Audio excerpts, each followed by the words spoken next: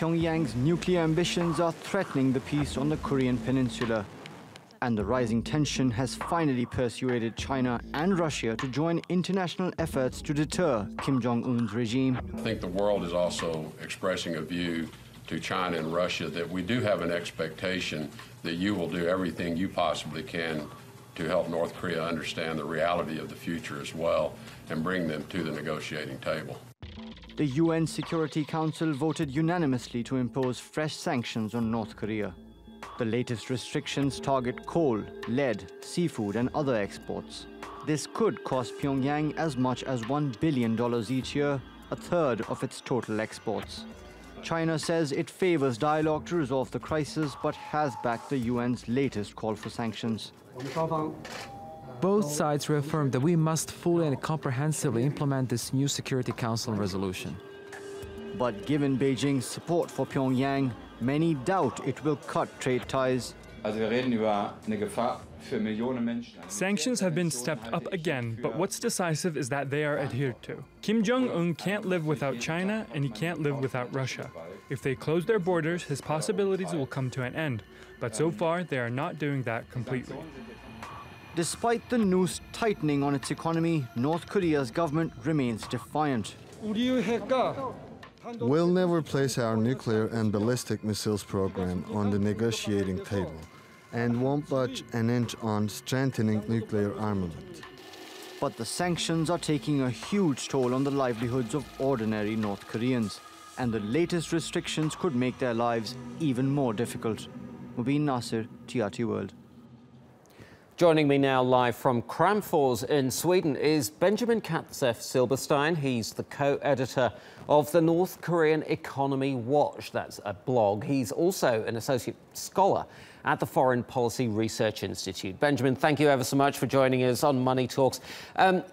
Tell us, so these new sanctions, who are they really going to hurt? Kim Jong-un or the North Korean people?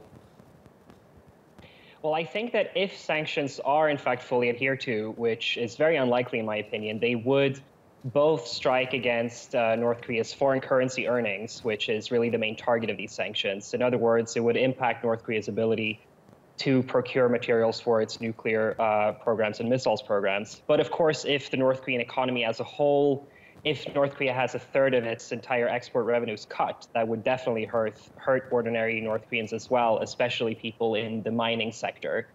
The issue, though, is that I strongly doubt that China will actually fully adhere to the sanctions. They voted in favor of UN resolutions in the past, and they are yet to fully comply with them. So I'm very skeptical that these sanctions will have any significant impact. Right, so that's the crucial point there, that China has voted at the UN for these sanctions, but there is a big divide between what they have said that they're going to do and what they will actually do.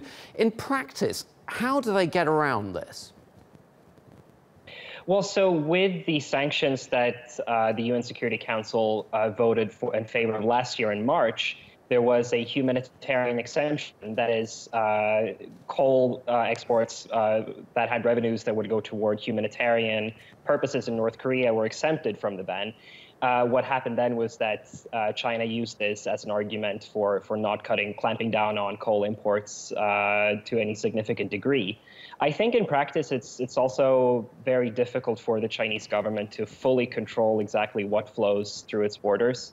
There are issues with, is it the provincial administrations that are going to enforce these sanctions, or to what degree can the central government fully control the trade with North Korea?